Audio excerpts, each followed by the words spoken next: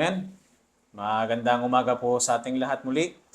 And dako po tayo sa pinaka-importanting bahagi po ng ating pong service ngayong umaga pong ito, which is ang pag-aaral po ng salita ng Diyos. If you have your Bible with you, mga kapatid, let's open it in the book of Philippians, chapter number 2, verse number 21 hanggang verse number 23. So ito po yung ating pong pagpapatuloy ng pag-aaral ng salita ng Diyos.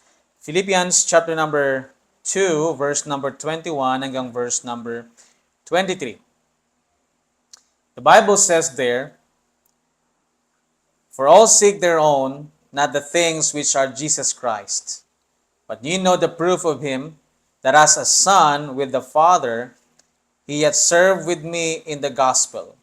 Him therefore I hope to send positively." Tama ba hanggang 23?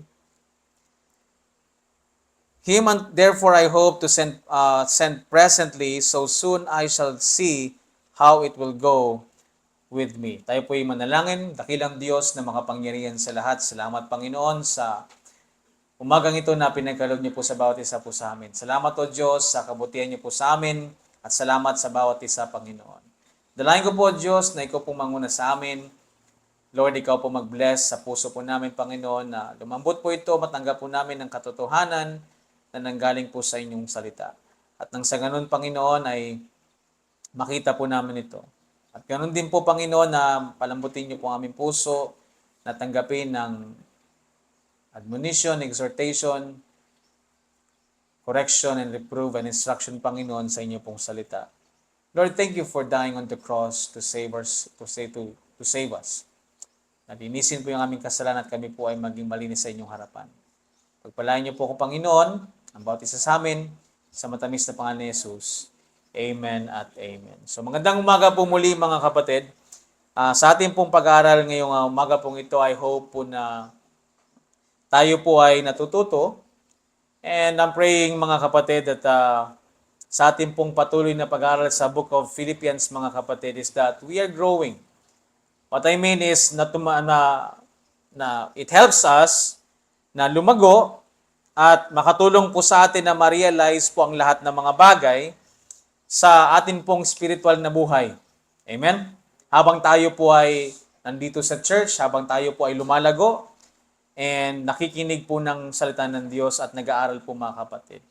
Which is, mga kapatid, from chapter number 1 hanggang sa atin po ngayon dito na pinag-aaralan po natin, is that we are learning a lot.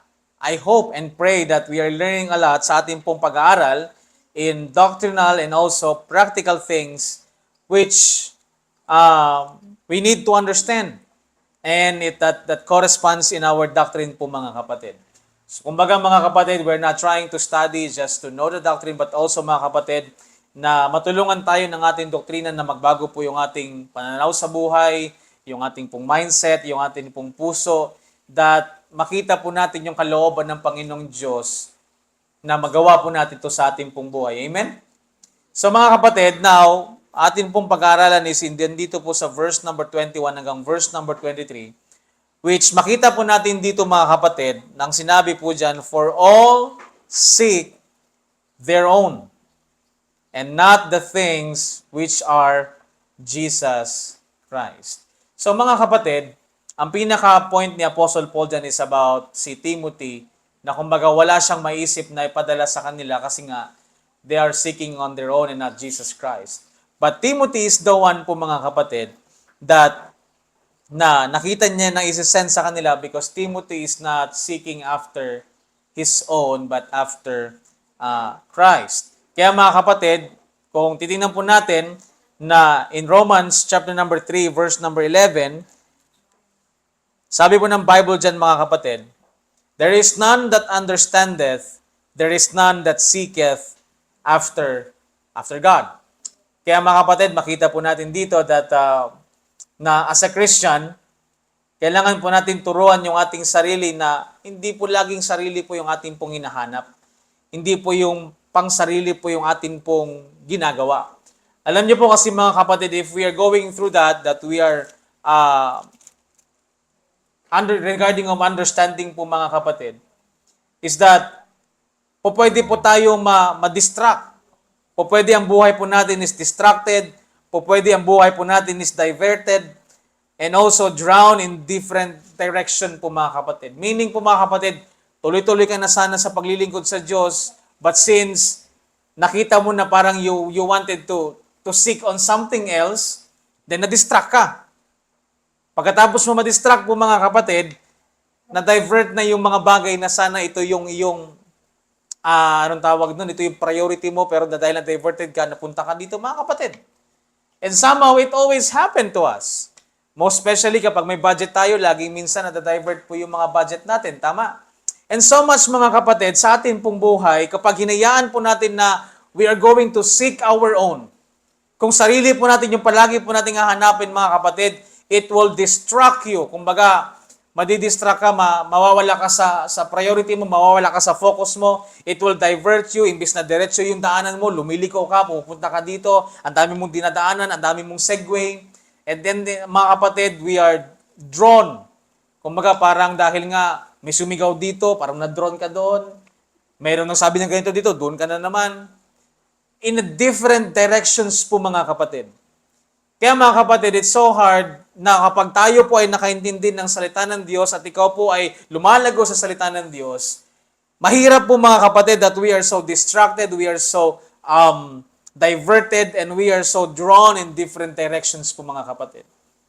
Sa ngayon, if you are a young people, ang directions ng buhay mo is that church, bahay, and what? School. So yan lang naman talaga yung takbo ng buhay natin mga kapatid. And somehow, siguro minsan, nagkakaroon kayo ng family bondings, you're going. Pero mga kapatid, yan po yung focus ng students ngayon. Yung students na sinasabi ko, yung mga believers po mga kapatid. Your church, school, and sa home. Mga kapatid, ang mga nanay naman, ang mga tatay, naghahanap ng trabaho, hindi na sila sa school, but sa kanila pong work, bahay, and church. So that's go on po mga kapatid. That's the reality sa buhay po natin. Kapag ang isang bagay, kapag ang estudyante na-distract, ano po mangyayari? Kapag ang estudyante na-divert yung kanyang mindset, na-divert yung kanyang mind, na-divert yung kanyang priorities po mga kapatid, ano po mangyayari? Di ba, yung iba humihinto sa pag-aaral, tama?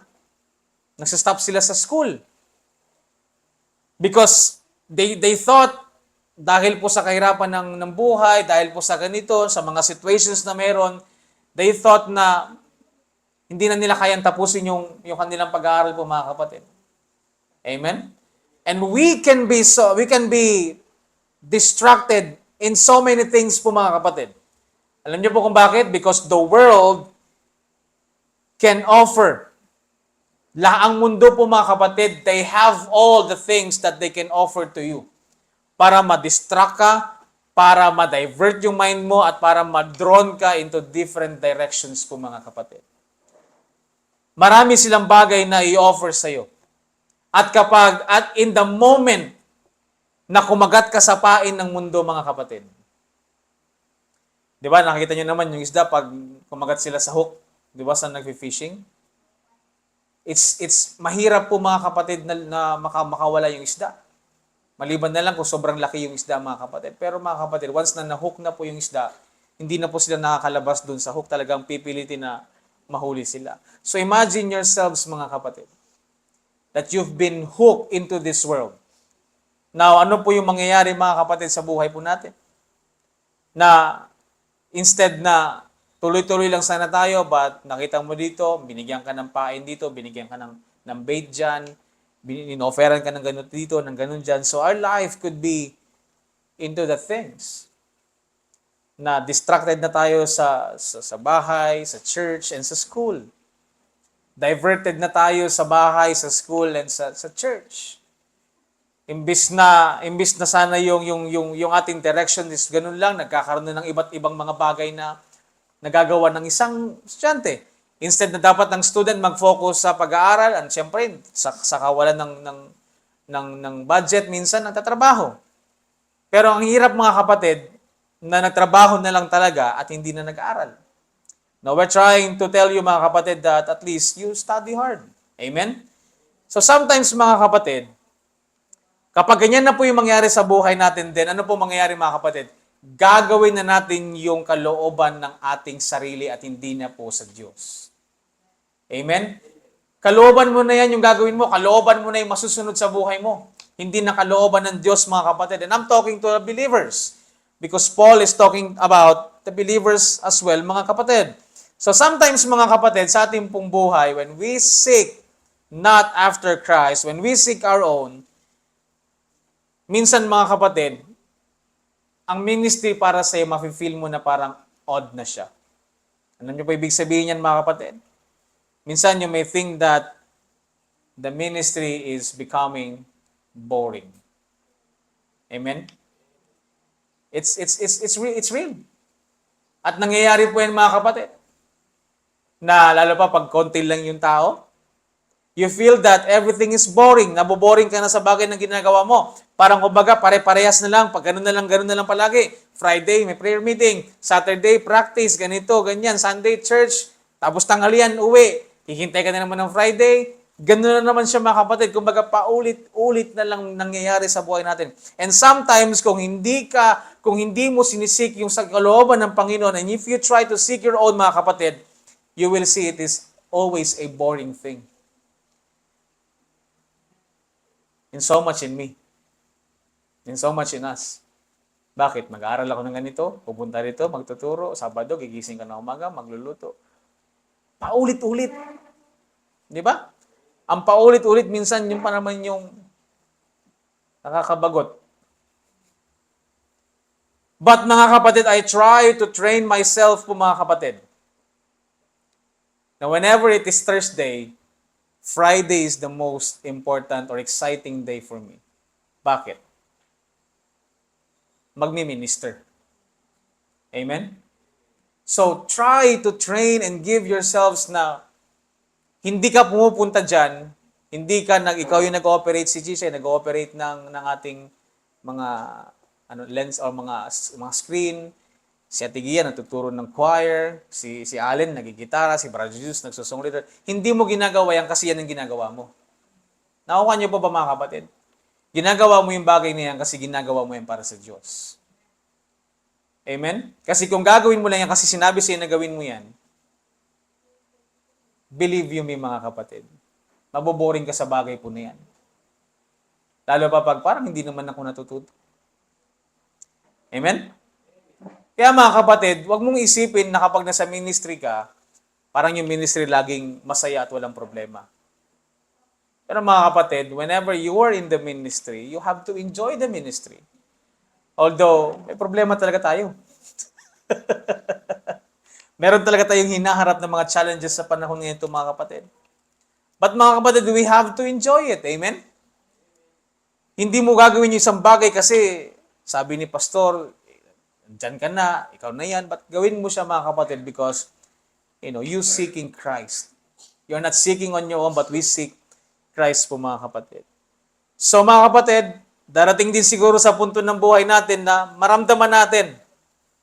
At mga kapatid, kung hindi po natin makita yung ministry at pag-serve sa Panginoon is isa sa mga pinaka-importanting bagay at pinaka-komportabling bagay na gagawin, mga kapatid, we will never rejoice in every situations that we have. But the moment, mga kapatid, na naisip mo, na nakikita mo, na yung ginagawa mo is importante, yung linggo is importante, yung Friday is importante, lahat ng araw na nandito tayo, mga kapatid, is importante, mga kapatid. Pag dumating yung anumat situations, mga kapatid, na dumating sa buhay natin, I believe you me, you're going to rejoice with that. Kasi mga kapatid, we see that ministry and serving God is important and comfortable things. Amen? Imagine yourselves, mga kapatid. Just imagine yourselves. Wala ka sa church. Just imagine yourselves before kung ano yung buhay natin before kaysa sa buhay mo ngayon. Let's say, sabihin natin na parang mas okay yung buhay mo doon regarding sa financial. Parating dito, parang lalo pa man nagbaba yung financial ko, simula nag-attend ako ng church. But you see yourselves there, and then, and here. Tignan mo kung saan yung pinakamagandang buhay na meron ka, kapatid. Kasi ako, mga kapatid, nakita ko talaga siya. At ini-imagine ko yung sarili ko na kung nandun pa rin ako sa mundo, mga kapatid, baka patay na ako. Yan po yung nakikita ko, mga kapatid, sa buhay ko. But when I see that the ministry is a lot better than anything, at kahit mahirap, mga kapatid, we are continually serving God because we know that yung hardness, yung hardship, and everything po, mga kapatid, is just temporary. Amen? What we need to do is to encourage ourselves na magpatuloy po tayo, mga kapatid, sa ating pong buhay. At mga kapatid, bigyan po natin ng courage yung ating sarili at encouragement na magpatuloy po tayo, mga kapatid. So anong gagawin natin? We need to seek Christ in our life. Kaya kung babalikan mo yung verse, mga kapatid, sabi diyan, for all seek their own. Are you seeking on your own? Every day, you're seeking on your own every day. Hindi na ano yung Panginoon sa buhay po natin, mga kapatid. Now, mga kapatid, we need to seek our life in a way of what? Through the Word of God. By preaching, by studying, and reading the Word of God. Now, mga kapatid, let us cite some verses from the Old Testament until now po, mga kapatid, kung ano ba yung mga bagay na when it comes to pagsik sa Panginoon. Sabi ng Bible sa Deuteronomy chapter number 4, chapter number 4, verse number 29. Deuteronomy chapter number 4, verse number 29, the Bible said, but it from thence thou shalt seek the Lord thy God, thou shalt find him, if thou seek him with all thy heart and with all thy soul. So this is way back in the Old Testament po, mga kapatid, that God wants to seek him. People should seek the Lord, and if they seek the Lord, they're going to find them. Another verse po, mga kapatid, is on Jeremiah chapter number 29. Jeremiah chapter number 29, verse number 13. Anong sabi ng Bible dyan, mga kapatid? The Bible says, and ye shall seek me and find me when ye shall search for me with all your heart. Kaya, mga kapatid, this is one thing that since from the beginning, God wants you to seek Him. Kaya lang, mga kapatid, again, the Bible says in Romans chapter 3, verse number 11, that there is none that understandeth, there is none that seeketh after God. Pero mga kapatid, ang gusto po ng Diyos sa atin is i-seek natin yung Panginoon so that we may know Him, we may find Him, at malaman po natin, mga kapatid, yung kailangan po nating malaman. Isaiah chapter number 34, verse number 16. Isaiah chapter number 34, verse number 16, the Bible says there, seek ye out of the book of the Lord, and read. No one of these shall fail, none shall want her made, for my mouth it hath commanded, and his spirit it hath gathered them. So makita mo, mga kapatid, how would you seek the Lord? Seek ye out of the book of the Lord. Ngayon, mga kapatid, ano po bang meron tayo sa book of the Lord? The Bible, the Word of God, the Bible that we have, mga kapatid. At anong gagawin natin dyan? And read. And no one of these shall fail. So mga kapatid, this book that we have, ito pong Bible na meron po tayo, ito pong King James Bible na meron po tayo, mga kapatid, this will help us and no one of these shall fail. Kung paniniwalaan po natin, mga kapatid. Amen? Now let's go sa sulat po ni Apostle Pablo po, mga kapatid. In Colossians chapter number 3, verse number 1 hanggang verse number 3. Colossians chapter number 1, chapter 3, verse number 1 hanggang verse number 3. Anong sabi ng Bible? If ye then be risen with Christ. Sino po yung nag-risen with Christ? The one that believed that Jesus Christ died for his sins, was buried, and rose again. the third day and gives us justification. Tingnan mo mga kapatid. If ye then be risen with Christ, ikaw po na na-risen with Christ, sabi niya dyan, seek those things which are above, where Christ sitteth on the right hand of God. So mga kapatid, we have an instruction na kung tayo po ay naligtas, kung ikaw po ay nabuhay sa Panginoong Hesus po mga kapatid, then what we need to do is to seek those things which are above, where Christ sitteth on the right hand of God. Anong sabi niya mga kapatid? After that you seek, set your affection on things above. So most especially mga kapatid, not only that seeking Christ, but we have to set our affection on things above, not on things on the earth. Amen?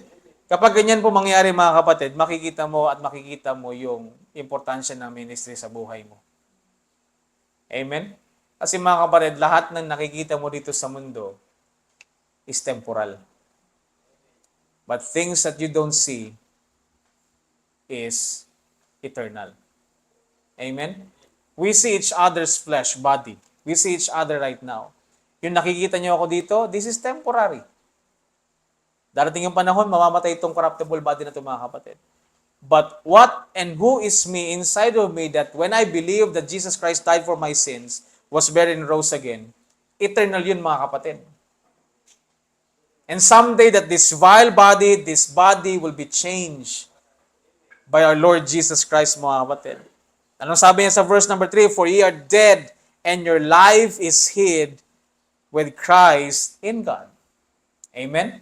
Kaya mga kapatid, ang pag-seek sa Panginoon is not just parang sabi-sabi lang. This is an instruction since from the beginning hanggang ngayon po mga kapatid sa time present.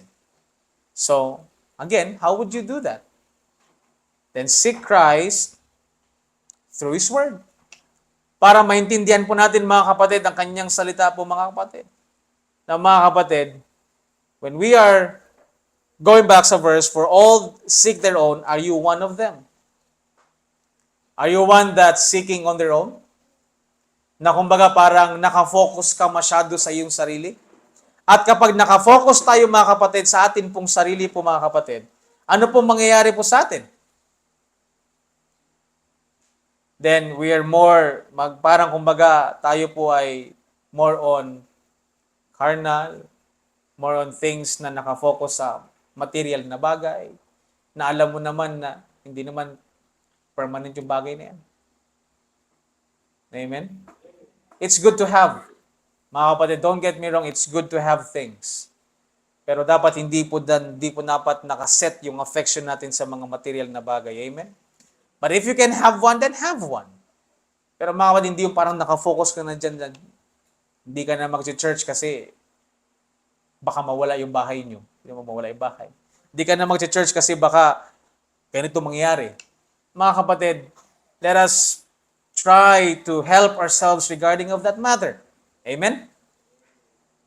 Hindi ako mag-church kasi wala akong magandang damit. Sabihin ko sa mga kapatid, yung suot-suot ko ito, ilang taon ko na itong suot. Pero ito pa din. Nagkakaroon na ng blessings sa mga kapatid. So mga kapatid, we know that Paul is talking about kung sino po yung kanyang isisend dito. And he can trust anybody but Timothy because Timothy is the one also who seek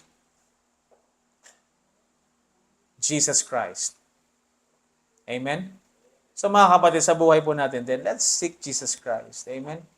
Wag po nating hayaan. I mean you're so busy in school, you're so busy in job. Pero mga kapatid, wag niyo pong kalimutan yung pag-seek sa Panginoon in spite of your busyness. In spite na busy ka mga kapatid. Kasi I know that all of us, we have given 24 hours a day. At meron talagang time na pwede mong gawin na pag-seek sa Panginoon sa araw-araw po ng buhay po natin mga kapatid.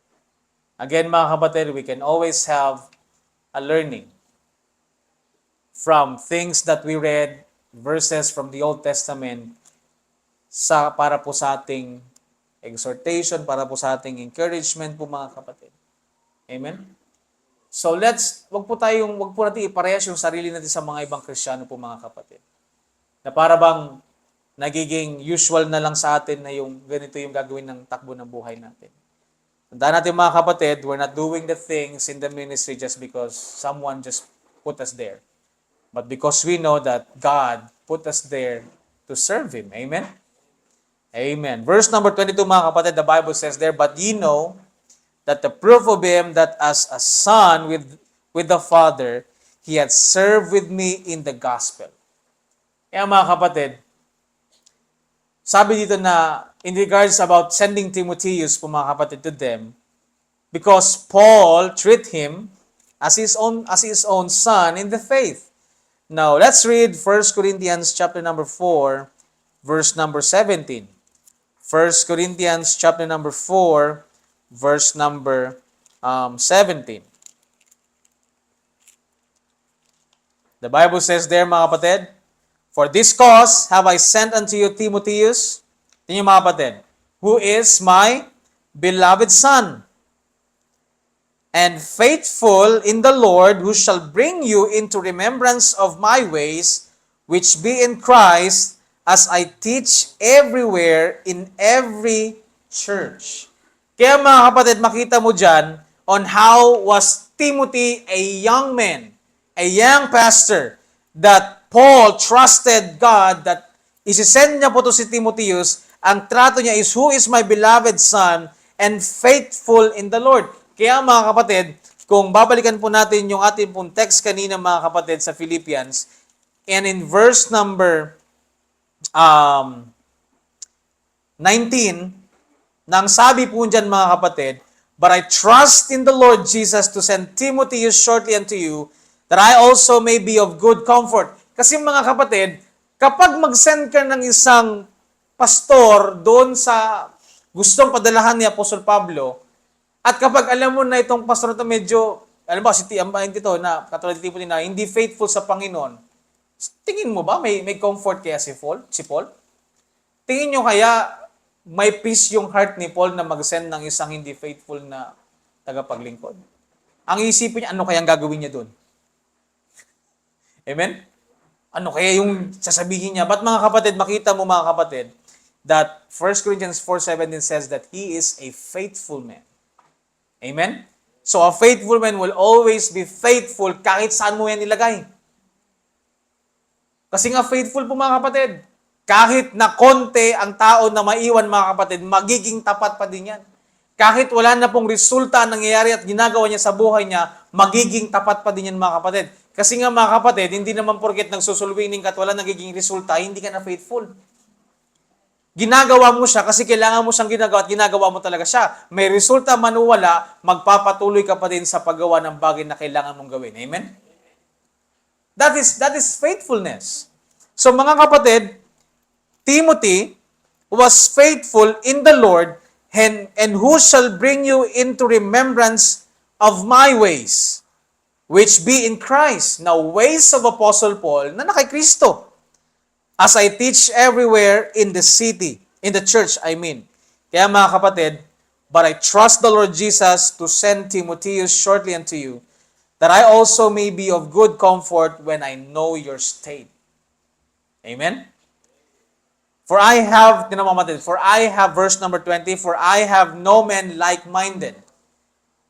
Wala siyang ka-like-mind mga kapatid. Si Timothy, nakita niya na like-minded niya because sabi niya nga, he's the one that will teach you in many ways, in many of my ways in Christ. Kaya nga sabi niya dyan mga kapatid, "For I have no man like-minded who will naturally care for your state." Amen? Kaya mga kapatid, this is a good encouragement for every one of us, most especially sa mga young people, that your life should be used by God and be faithful in God. Now mga kapatid, yung school, nandyan talaga yan. Pero mga kapatid, mas maganda pa rin na sinasabay mo yung school at yung church mo mga kapatid. Hindi naman po yan totally mahirap talaga kung talagang committed ka at faithfully ka ginagawa mo yung bagay para sa Panginoon. Kaya sabi ni Paul dyan, in verse number 22, but ye know the proof of Him. Alam nyo man na yung proof niyan. Na si Timothy, that as a son with the Father, yun yung mga kapatid, he had served me with me. He had served with me in the gospel. At yan po mga kapatid, ang very comfortable po sa lahat po mga kapatid. Knowing of you, ikaw halimbawa, knowing of Brother Julius, knowing of Sister Julia, sila Sister Joy, sila Allen, sila Sister Gia, whoever you are mga kapatid, na marinig ko na ang pinipreach nyo na gospel is that Jesus Christ died for sins, was buried, and rose again, na yan yung sinishare nyo sa mga kaibigan nyo, mga kapatid, I will tell you, I'm in a good comfort. Kasi bakit mga kapatid? Kasi nga mga kapatid, alam ko na tama yung sinasabi nyo sa mga tao. Na kapag ka na, halimbawa, naririnig ko, pag yung isang tao, ganito yung pinipreach, ano ba yan? Sayang naman. Napakalaki ng influensya niya sa church, napakalaki ng influensya sa mga tao, pero yung mensahe medyo kulang. You think mga kapatid, you have a good comfort of that? Na, halimbawa, marinig mo yung isang tao na nagsasabi ng hindi tama sa salita ng Diyos? Magkakaroon ka ba ng good comfort of that? But mga kapatid, si Timothy served with Paul in the gospel. So meaning mga kapatid, yung pinipreach ni Apostle Paul na gospel, yun din yung pinipreach ni Timothy na gospel. And it is a good comfort for Apostle Paul po mga kapatid. Amen? Now mga kapatid, si Timothy nag-serve with Paul in the gospel. What is that ministry mga kapatid? That is the ministry of reconciliation. That's the one thing that we need to do in the ministry. The ministry of reconciliation, one thing na dapat ang bawat Kristiyano, ito po yung ginagawa. Amen? Ito po yung sinasabi, ito po yung sinishare na kung papaano po sila naligtas sa pamamagitan ng pagkamatay ng Panginoong Hesus sa ating pong kasalanan, pagkalibing, at muling pagkabuhay pagkatapos ng 3 araw para po sa ating katuwiran po mga kapatid. And Christians are ambassadors for Christ to carry the message ng salita ng Diyos, ng gospel of Christ, nang sa ganon mga kapatid, that ang light of the glorious gospel of Christ mag-shine unto them. Without them hearing the gospel, there will be no salvation to the lost. Hanggat hindi po naririnig mga kapatid yung gospel at hindi po nila pinaniwalaan po yung bagay na yan, there will be no salvation to the lost people po mga kapatid. How can the people believe if they don't hear? Romans chapter number 10 verse number 15. Sa natin Bible natin, Romans 10:15, nakasurat yan sa blackboard po mga kapatid. But, sabi po ng Bible sa Romans chapter number 10, verse number 15, and how shall they preach, verse 14, how shall they call on Him in whom they have not believed? And how shall they believe in whom they have not heard? And how shall they hear without a preacher? And how shall they preach except they be sent? As it is written, how beautiful are the feet of them that preach the gospel of peace and bring glad tidings of good things. Amen? So mga kapatid, kung wala ka, how would they hear? If the preachers is wala, how would they hear?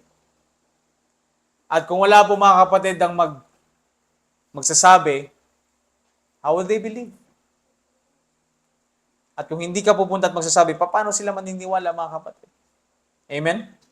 So mga kapatid, be faithful in doing the truth about the message of salvation in this present dispensation po mga kapatid. Be faithful on that.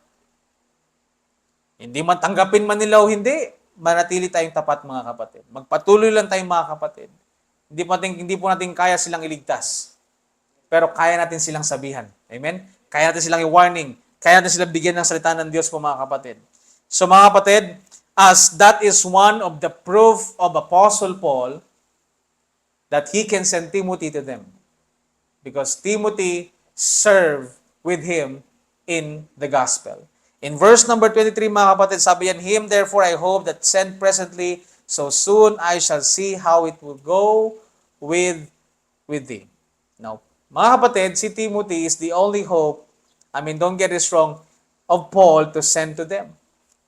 Kasi wala na siyang maisip na iba na isisend sa kanila, mga kapatid. Para malaman niya sa soon kung ano po mangyayari po dyan, mga kapatid.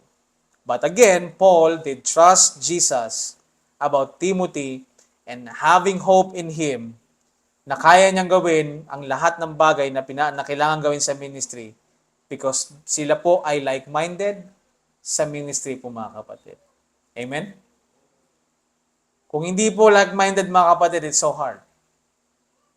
Mahirap po, mga kapatid. So be a blessing in the ministry.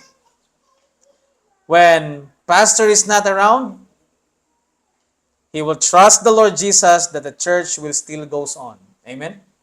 Na kahit wala si pastor, makakapagpatuloy po yung salita ng Diyos because we are in the same we are like-minded po, mga kapatid, when it comes to ministry.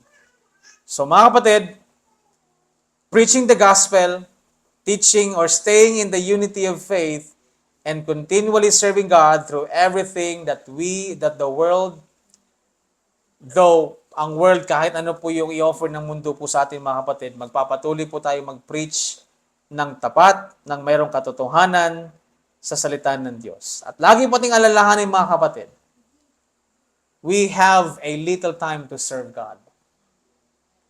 Wala kang habang buhay. Dito sa mundo po, mga kapatid, we have a little time. Kailan lang ba na pinanganak ka? Ilang taon ka na ngayon? Yung iba, nasa fourth quarter na. Yan po yung kanilang sabi, nasa fourth quarter na. Yung iba, nasa second quarter na, nasa third quarter na. Pero mga kapatid, gaano ba kabilis yung takbo ng mundo ngayon? Nakikita niyo ba yung mga kapatid? Tapos masasayang pa natin. So mga kapatid, we have a little time serving God in this time.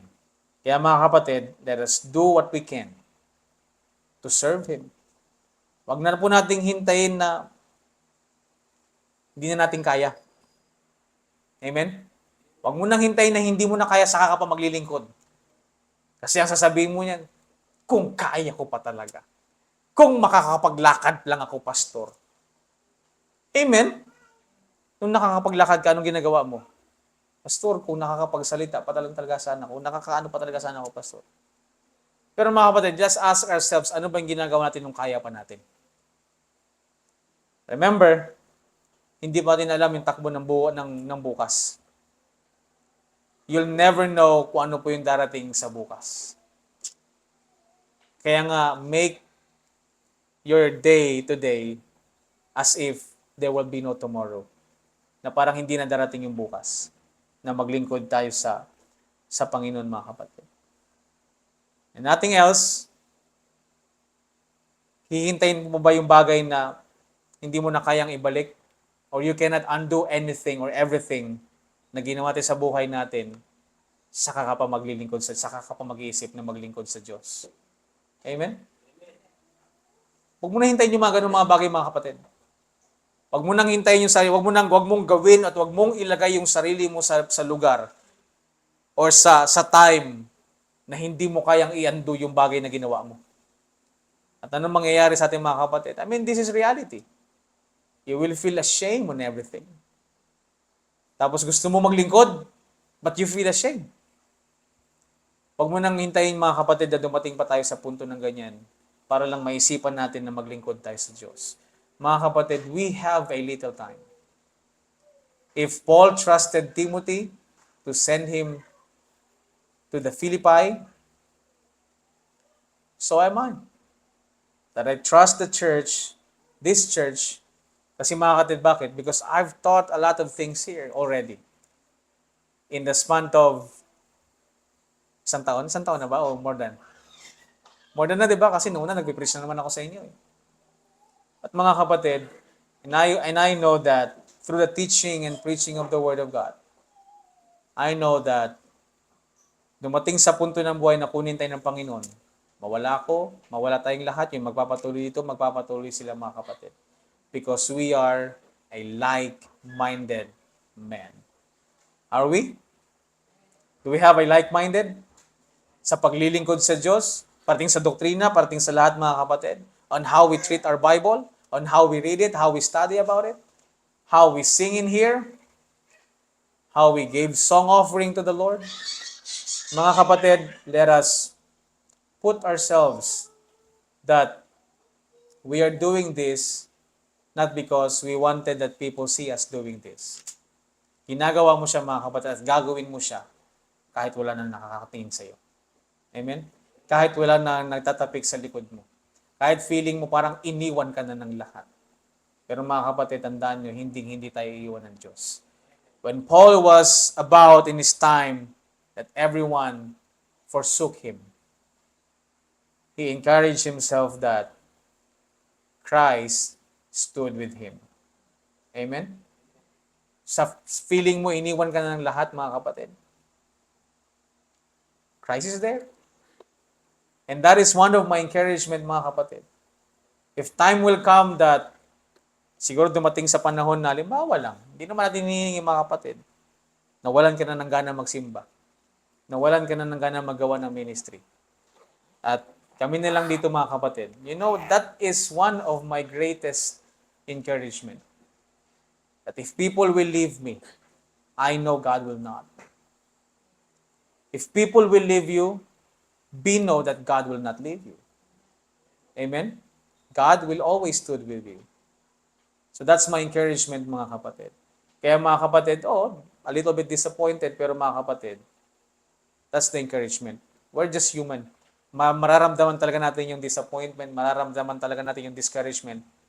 Pag hindi mo yung naramdaman, baka hindi ka tao. Baka alien ka. baka hindi ka taga-Earth. Baka taga-Neme ka siguro. Sa planeta ka nang galing. Mga kapatid, you will feel that. How would you feel if some of the members are not around? You're kind of a bit discouraged, di ba? You're kind of a bit disappointed or maybe sad.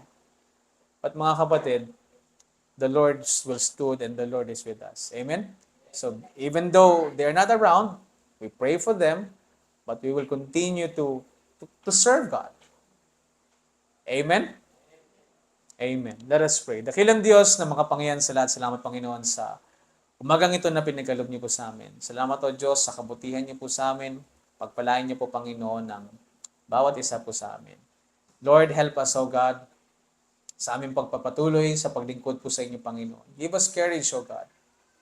And Lord, thank you for everything that you have done in our lives. We bring back the glory, the honor, and the praise. In Christ Jesus' name I pray. Amen at amen. God bless you. And tawagan natin si Brother Julius para po sa ating closing hymn and closing prayer.